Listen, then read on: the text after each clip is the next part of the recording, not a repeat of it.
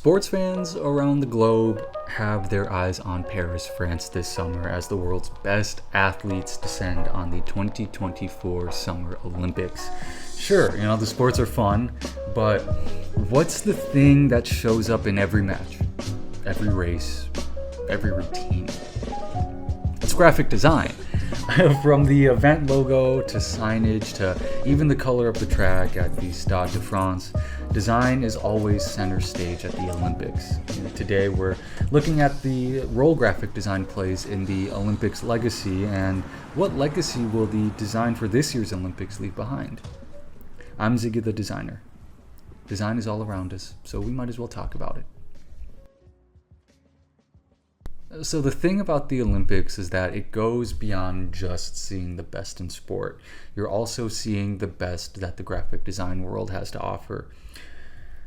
And so we got to ask, why is graphic design so important to the Olympics? I mean, the Olympics is probably the only event on the calendar where the entire world is watching. The role graphic design plays in that is, not to be dramatic, it's to keep the legacy of the games alive. Take Beijing 2008, for example. The studio that worked on Beijing '08, Square 2, did a great job of telling the story of China by incorporating references to Chinese culture in the branding and design for the events.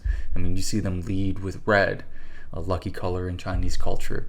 You see the use of brushstrokes in the illustrations and typography, which is a nod to traditional Chinese writing and artwork. And you see this repeated image of clouds, another important symbol in Chinese culture. So it's meant to remind us of the impact that China had on the Olympics. It's meant to, design is meant to remind us of the impact that, the host city had on the Olympics. I see the Beijing '08 logo and I think, of the absolutely historic run that Michael Phelps had. I think of Usain Bolt's debut. I think of the Redeem team, the U.S. men's basketball team from that year. So if you, really just want to put it into business terms, design creates brand equity for the year's event. And yeah, you could say that athletes create that legacy for the games, which is fair. If Michael Phelps didn't absolutely go off in 2008, I don't think we'd be having this conversation right now. But let's look at it like this. Graphic design is the one thing that we keep from the Olympics after everything is done. After all of the athletes have retired, after all of the records have been broken, after all of the stadiums have been torn down, we get to keep the design work. And that is why design is so important to something so infrequent and so fleeting like the Olympics. It's a moment of permanence in for an event that isn't necessarily so. So what is Paris 2024 going to leave behind for us? Let's take a look. We all know Marianne, the double entendre logo for the 2024 Paris Olympics done by Paris-based designer Sylvain Boyer. It's a caricature of a woman, Marianne, but also the Olympic flame, which is very cool. I gotta admit, I really like that. Dare I say, it's a triple entendre. The roundness of the mark. Is it a medal?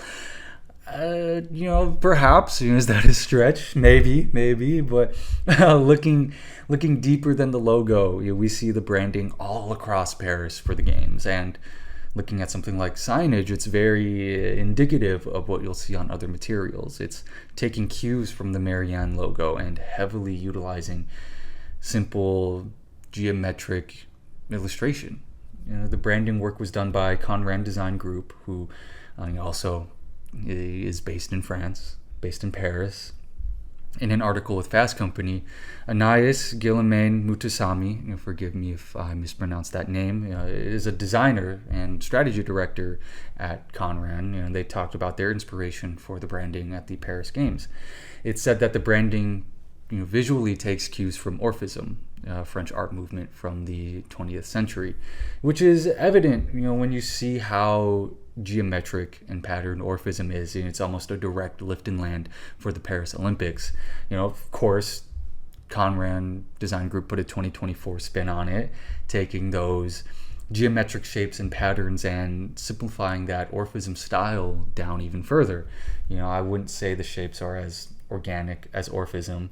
The style Mutasami and Conran went with is very symmetrical, and simple. And yeah, simple might be a bad word in agency world, but I think it does a very good job here. You're talking about these shapes. I also want to note that there are a bunch of subtle nods to Parisian architecture. With the system of shapes that they built, it's easy to see the Arc de Triomphe everywhere in the branding. In terms of color, Mutasami and the team took colors directly from the city itself, which I thought was very good storytelling. Green is there to reference Paris's gardens. Blue is there to represent the River Seine, and sandstone to represent Parisian architecture. But it's the addition of pink as the hero color that brings it all to life. I really love this color palette. They even expand on color by bringing in gradients throughout the visuals, which is a great way to illustrate movement. I mean, this is a sporting event. You gotta communicate movement somehow, and gradients do a really great job here. Bravo, Conran Design Group. Where you really feel that 2024 style is in the event pictograms. And if you don't know, Olympic pictograms is where the designers really come to play. This is really where they flex. The pictograms are a wayfinding tool for event goers. They're symbols for each event. For example, if you want to go see water polo, you follow the icon for water polo. As simple as that. As great as these are, and I really feel that these are really well done, I can't help but feel like they're too much of a departure from the rest of the brand. Where the signage and a lot of the other design work for the Olympics feels very bold and simple, these pictograms feel, dare I say, overcomplicated. I feel it's a case of designers designing for other designers. And, designers, will understand what these pictograms are saying, because we speak the same language. Your casual event goer might have some trouble understanding what some of these sports are. Heck, even I don't understand what some of these sports are. But I'll tell you what, looks great in an animation, and they'll probably win some awards for this. Overall, though, I feel this is the weak point in a very strong system. I mean, let's not take away how strong this system is. So when we look back at the design for the 2024 Paris Olympics, after all the athletes have retired, after all of the records have been broken, after all the stadiums have been torn down, what are we left with? What we're left with is sort of we're left with a design time capsule. This is design that is very of the time. It's very 2024. In the future, I don't think we'll see this as timeless design work, much as we look at